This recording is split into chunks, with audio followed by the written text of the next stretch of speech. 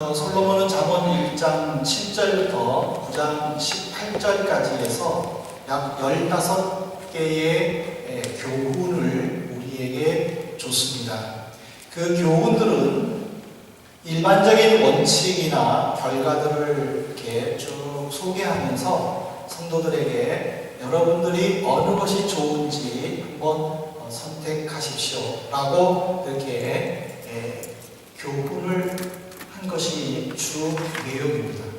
근데 10장으로 돌아오게 되면 이제 그런 결과들을 통해서 선택하도록 권면하는 것이 아니라 히브리 문법으로 말하면 반의적 평행법이라는 그 문학적 형태를 통해서 성도들에게 반강제적으로 선택하도록 강요한 것이 특징입니다. 그러니까 9장까지는 이것은 한 때에 이런 일도 있고 이런 일도 있고 이런 일도 있을 수 있는데 여러분들은 어떻게 생각하십니까? 라는 그런 교훈이라면 10장부터 22장까지는 거의 대부분 반의적 평행법으로 이 의미는 뭐냐면 본인이 말하고자 하는 그 반대되는 좋지 않는 결과들을 가지고 좋은 것과 나쁜 것을 뚜렷하게 대조해서 성도들로 하여금 좋은 것을 택하지 않으면 안 되게끔 만드는 그런 모습이 이제 이 10장 이하에 나옵니다. 그만큼 솔로몬이 그 성도들에게 좋은 것을 선택하도록 강요한 것은 그가 하나님으로 받은 진리를 깨달았고 그 진리가 너무나도 귀하기 때문입니다. 그러면 우리는 10장 이하를 시작할 때에 왜 솔로몬은 이렇게 반강제적으로 성도들에게 좋은 것을 선택하면 안 되게끔 만들었는지 그 이유가 뭔가 이 10장에 기록이 되어 있는데 잠언 10장 6절을 한번 보십시오. 의인의 머리에는 복이 임하나 악인의 입은 복을 머금었느니라. 그러니까 의인에게는 복이 있다는 거예요. 근데 악인에게는 복이 있다는 거예요. 그러니까 성도는 자연스럽게 내가 의인의 반열에 들어가야 되겠다. 선택하지 않으면 아닐 수 없다는 거예요. 그러면 솔로몬이 말하는 의인은 누구입니까? 의인은 하나님의 말씀을 순종하고 기쁨으로 섬기면서 모든 율법을 지키는 자입니다. 또한 솔로몬이 말하는 의인은 자기의 기쁨을 보다는 하나님의 영광을, 그리고 자기의 명예보다는 하나님의 뜻을 성취하기를 더 좋아하고 그 일을 내가 감당할 수 있다는 것에 대해서 감사하는 사람이 의인입니다. 하나님은 이런 자들에게 복을 주시겠다라고 잠언에서만 말씀하신 것이 아닙니다. 신명기에도 나와 있습니다. 신명기 28장 2절에 보십시오. 내가 내 하나님 여호와의 말씀을 청종하며 이 모든 복이 내게 임하며 내게 이르리니. 하나님은 모세에게 율법을 주실 때에 어떤 자가 복을 받을 것인가 이미 말씀을 하셨습니다. 모세는 하나님으로부터 들은 그 말씀을 신명기 28장 14절까지 기록하면서 성도들이 하나님의 주시는 복이 얼마나 크고 또 얼마나 좋은가 그것을 깨닫기를 간절히 원했습니다. 솔로몬도 그랬습니다. 솔로몬도 하나님으로부터 받은 복, 자기가 노력을 해서 자기 힘으로 이룬 것보다 하나님이 주신 것이 너무나도 귀한 것을 그는 알았습니다. 그래서 성도들에게 이 반의적 병행법을 통해서 하나님의 말씀을 순종하고 하나님이 주시는 그 복을 받아서 누리기를 원했다는 사실입니다. 오늘 솔로몬의 고백은 바로 우리의 고백이 되어야 합니다. 내가 아무리 노력하고 아무리 힘써도 누릴 수 있는 것보다 누릴 수 없는 것이 더 많습니다. 하지만 내가 누리고자 애쓰는 그 모든 것을 주님께 내려놓고 주님의 말씀에 순종하며 하나님 나라를 위하여 헌신하고 희생할 때 하나님은 우리가 누리지 못하여 단순히 꿈으로만 가지고 있는 그것을 누리게 해주실 뿐만 아니라 힘들고 어려운 세상 속에서 우리를 보호하시고 함께해 주십니다. 그 내용이 바로 잠언 10장에 자세히 기록되어 있는데, 잠언 10장에는 약 7가지의 복이 기록이 되어 있습니다. 우리도 하나씩 한번 살펴보면서 이런 복을 받아 누리기를 진심으로 원합니다. 첫 번째로, 하나님은 의인의 영혼을 줄이지 않게 하십니다. 3절에 보시기 바랍니다.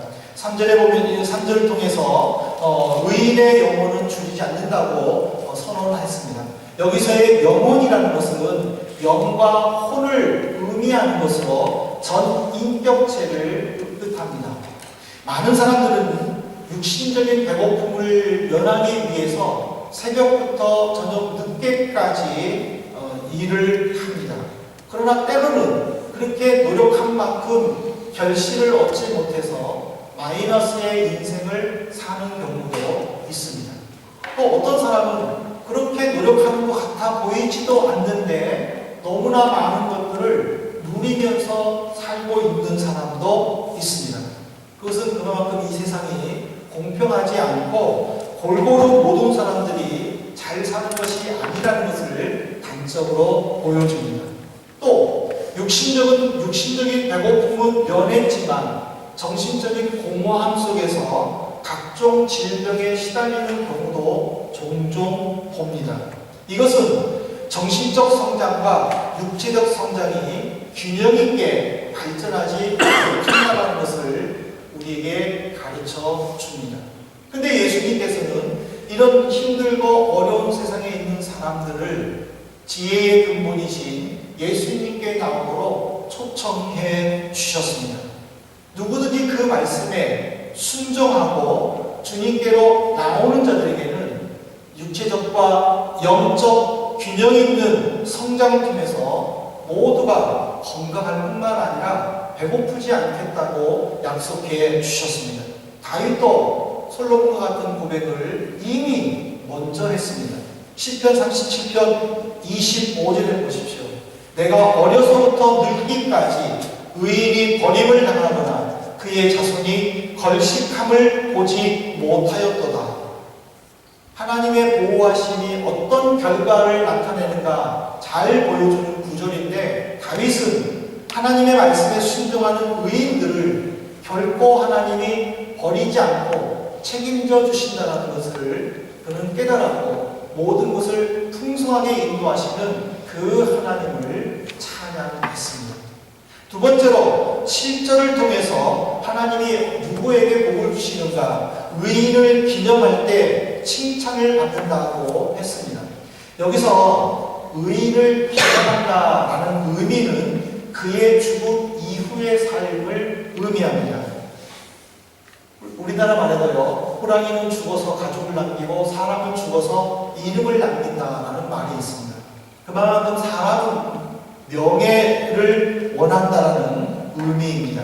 그리고 내가 죽어서도 후대 사람들이, 내 후손들이 오랫도록 기억해 주기를 원하는 의미입니다. 근데 내가 원한다고 그렇게 됩니까? 솔로몬은 불공평한 사회를 인정을 하고 하나님의 말씀에 주의해서 남은 인생을 잘 살 때에, 비록 내가 살았을 때는 드러나지 않았지만 죽은 이후에 나의 잘못된 모습이 드러나므로 후손들에게 수치스러운 모습을 보이지 말 것을 지금 권면하고 있습니다. 제가 지난번에 5장을 통해서 만약 내가 죽었을 때에 얼마나 많은 사람이 나의 죽음을 슬퍼하면서 나의 식구들을 위로해 줄 것인가. 그러므로 우리가 이 땅에 살면서 성실하고 착하고 바르게 살아서 하나님과 사람에게 인정받아야 된다라고 선포했습니다. 바로 10장도 마찬가지입니다. 내가 이 세상에서 어떻게 하면 하나님의 영광을 나타내면서 살 수 있을까? 그것을 고민하면서 성실하게 살 때에 많은 사람들이 나를 인정해 줄 뿐만 아니라 나의 죽음을 통해서 선한 후손들에게 선한 영향력을 나타낸다는 사실입니다. 세 번째로 하나님은 의인에게 어떤 복을 누리게 하시는가? 11절에 보면은 의인의 입은 생명의 샘이다라고 했습니다. 이 샘은 맑고 시원한 물을 의미합니다. 등산객들에게 그 갈증을 해소해주는 그 시원한 물, 그것은 그 갈증 끝에 마시는 그 사람만이 느낄 수 있는, 체험할 수 있는 일입니다. 근데 다윗은 이 샘에 대해서 어떻게 정의를 했냐면 시편 36편 9절에 보면은 진실로 생명의 원천이 주께 있사오니 주의 빛 안에서 우리가 빛을 보리이다. 생명의 원천이 주께 있다는 사실입니다. 그래서 자신의 신앙 고백을 통해서 오직 그리스도만 의지하는 것이 영원한 생명을 얻는 길임을 고백했습니다. 의인이 누구입니까? 내가 곧 길이요 진리요 생명이다라고 선언하신 그 예수님의 말씀을 나의 신앙 고백으로 받아들이는 자들입니다. 주님은 이런 자들을 복 주십니다. 주님은 이런 자들에게 능력을 주십니다. 왜? 이미 약속을 했기 때문에. 그래서 주님은 이런 고백을 하는 자들에게 믿음을 주시고 능력을 주셔서 주변에 있는 사람들에게 샘물의 역할을 감당하게 하시는 것입니다. 그러므로 내 안에 예수 그리스도가 살아계신다라는 믿음의 확신을 가졌다면 내 말과 행동을 통해서 다른 사람들을 살리고 주님께로 인도할 수 있어야 됩니다. 그럴 때에 하나님께서는 바로 그 영혼을 통하여 크게 역사하시고 복을 주신다는 사실입니다. 네 번째로 16절에 보면요, 의인의 수고는 생명에 이른다라고 했습니다. 16절에 보면은 의인이나 악인이나 모두 다 수고의 복을 주셨습니다. 저마다 땀을 흘리고 열심히 일을 해야만 되는 사명을 누구에게 다 줬습니다. 근데 악인은 그것을 자기가 감당해야 할 것을 다른 사람에게 넘기거나 자기가 하는 동안에 다른 사람들에게 불편을 줘서 고통을 줍니다. 그러나 의인은 하나님이 주시는 그것을 기쁨으로 받으며 감사함으로 감당할 뿐만 아니라 주변에 있는 사람들이 끝까지 같이 감당함으로 그 의인의 주변에 있는 사람들에게는 기쁨을 준다라는 뜻입니다. 그러므로 솔로몬은 같은 수고라도 내가 어떻게 임하느냐에 따라 결과가 많이 다르다라는 것을 분명하게 제시해 주었습니다. 그러므로 우리는 하나님이 의인이 감당하는 것에는 복을 주신다라는 이 약속의 말씀을 붙잡고 내가 어떤 일을 맡았든지 그 일을 기쁨으로 감당할 뿐만 아니라 내 주변에, 내 이웃에, 내 옆에 힘들고 어려운 사람이 있다면 그 사람의 것까지도 함께 감당해주는 그런 믿음의 모습을 보여야 된다는 것을 오늘 가르쳐주고 있습니다. 그리고 다섯 번째로 하나님은 의인에게 어떤 복을 누리게 하시는가? 22절에 보십시오. 22절에 보면은 사람을 부하게 하고 근심하지 않게 한다라고 했습니다. 많은 사람들은 부자가 되는 것을 꿈꿉니다. 그리고 그 부자가 되기 위해서 쉽고 빠른 방법이 있으면 그것이 조금 잘못된 방향이라 할지라도 그것을 쉽게 손에 잡는 것을 사람들은 죄로 여기지 않습니다. 그러나 진정으로 하나님이 성취시켜 주시고 하나님이 인도하신다라는 그 믿음의 확신을 가진 의인들은 부를 성취하는 기간이 더디더라도 하나님의 방법에 순종하고 겸손한 마음으로 기다린다는 사실입니다. 마태복음 6장 27절에 보십시오. 너희 중에 누가 염려함으로 그 키를 한 자라도 더할 수 있겠느냐. 예수님은 산상수훈을 통해서도 부를 얻기 위해 염려하며 고민하고 힘써도 소용이 없다라는 것을 강조하셨습니다. 그 키를 한 자라도 더할 수 있느냐. 키를 한 자, 90cm. 내가 염려한다고 내 작은 키가 갑자기 90cm가 커가지고 클 수 있겠느냐는 거예요. 그것이 불가능하다는 사실 아닙니다. 그렇기 때문에 온전히 하나님께 모든 것을 맡기고 하나님을 의지하는 자가 진정한 부자임을 깨달도록 솔로몬은 우리에게 강하게 강조하고 있습니다.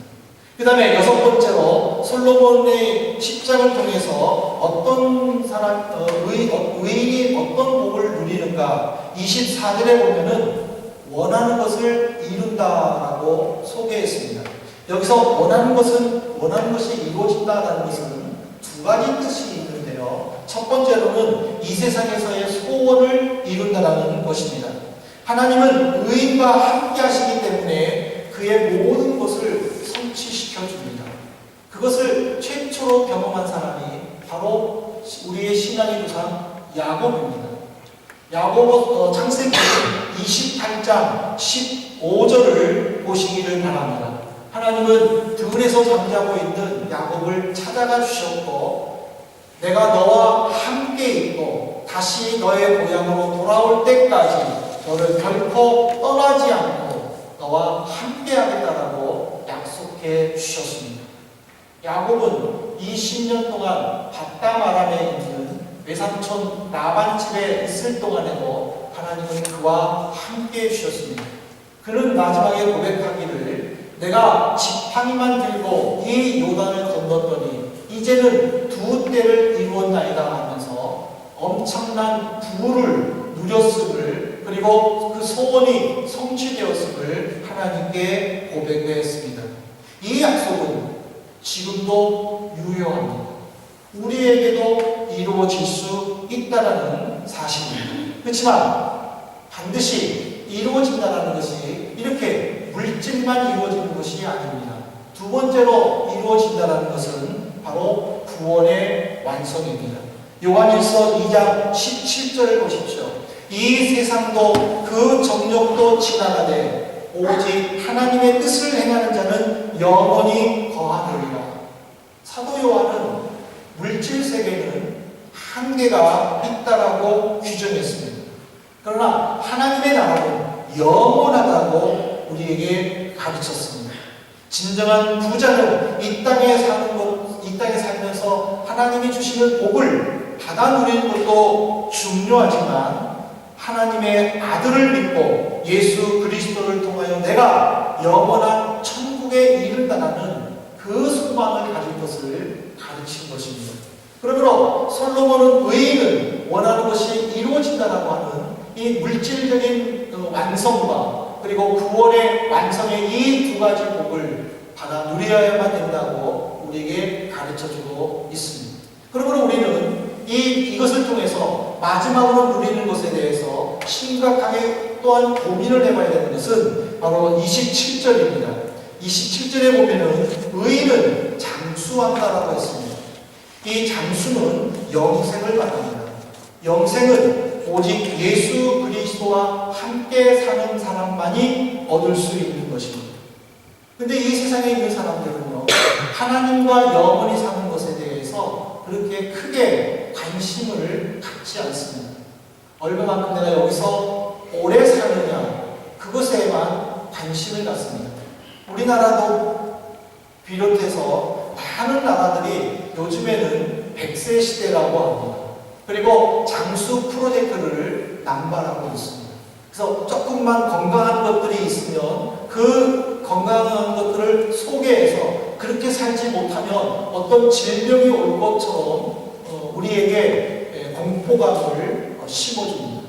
하지만 여섯 번째 복과 일곱 번째 복을 통해서 내가 어떻게 사는 것이 하나님이 주시는 복을 받아 누리는가 우리는 한번 고민해 봐야 될 필요가 있다는 사실입니다. 영생은 예수님과 함께 사는 것이고 천국의 소망 가운데에 거할 때만이 진정한 삶을 살 수 있다는 것을 우리에게 가르쳐줬습니다. 그러므로 시편 43편 4절에 보면 그것을 깨달은 다윗은 어떻게 고백을 했냐면 그런즉 내가 하나님의 제단에 나아가 나의 큰 기쁨의 하나님께 이르리이다. 하나님이여 나의 하나님이여 내가 수금으로 주를 찬양하리이다. 그는 하나님께 나아가 예배를 드리면서 나의 큰 기쁨이신 하나님, 나에게 복을 주시고 나에게 건강을 주시고 나에게 생명을 주시는 그 하나님을 깨달으면서 제단에 엎드리면서 나의 큰 기쁨의 하나님이다 라고 고백을 했으니, 그러니 우리는 예배를 이 시간에 드리면서 선포된 말씀을 통하여 내가 하나님 앞에 어떤 하나님을 고백할 수 있을 것인가, 그것이 중요하다는 사실입니다. 다윗은 나의 큰 기쁨의 하나님이라고 고백을 했습니다. 오늘 성도님들, 이 일주일 동안 하나님이 주시는 건강, 하나님이 주시는 이 생명 속에서 주님 주시는 것을 받아 누리면서 내가 그 하나님께 무엇을 고백할 것인가, 우리는 묵상하면서 살 수 있기를 바랍니다. 그러므로 주님과 함께한 삶, 그것이 이 세상에서 진정한 장수요 또 천국의 기쁨을 우리에게 주신다는 이 믿음의 선포를 아멘으로 받고, 또 이 세상에 사는 동안에 또 천국의 소망을 두고 이 땅에 사는 복된 의인들 되기를 주님의 이름으로 축복합니다. 이제 말씀을 맺겠습니다. 잠언 10장에 기록된 7가지의 복은 하나님이 의인에게 주시는 복입니다. 이 복을 받아 누리는 자는 인생의 승리자가 될 것입니다. 그러나 주님께서 주시는 이 복은 반드시 의인이라고 솔로몬은 분명히 못을 박았습니다. 의인은 누구입니까? 말씀이 삶의 기준이 되고 날마다 묵상하며 순종하는 사람입니다. 하나님을 경배하고 예수 그리스도를 나의 구세주로 고백하며 성경을 가까이 하면서 말씀대로 살면 하나님은 바로 그 사람을 의인으로 인정해 주시고 그에게 복을 주시면서 풍성하게 누리며 살도록 인도해 주십니다. 그렇다면 오늘 우리는 이 잠언 10장을 통해서 내가 의인의 반면에 들어가겠다라는 결단이 있어야 될 줄로 믿습니다. 내가 하나님의 말씀을 늘 가까이 하고 늘 주님과 동행하면서 하나님이 나를 통하여 무엇을 이루기를 원하시는지 그 계획을 날마다 묵상하고 하나님이 보내주시는 그 삶의 현장에서 실천함으로 그 열매를 통해서 하나님께 인정받는 우리 성도들, 그래서 하나님이 주시는 이 잠언 10장에 기록된 7가지의 복을 받아 누리는 귀한 성도들 되시기를 주님의 이름으로 축복합니다. 이 시간에 우리 함께 같이 통성으로 기도하겠습니다. 하나님, 내게 주시는 말씀, 이 한 주간 나에게 어떤 은혜를 주시는지 하나님 그 은혜에 순종하고 감사하게 달라고 잠시 우리 통성으로 기도하고 말씀 맺도록 하겠습니다.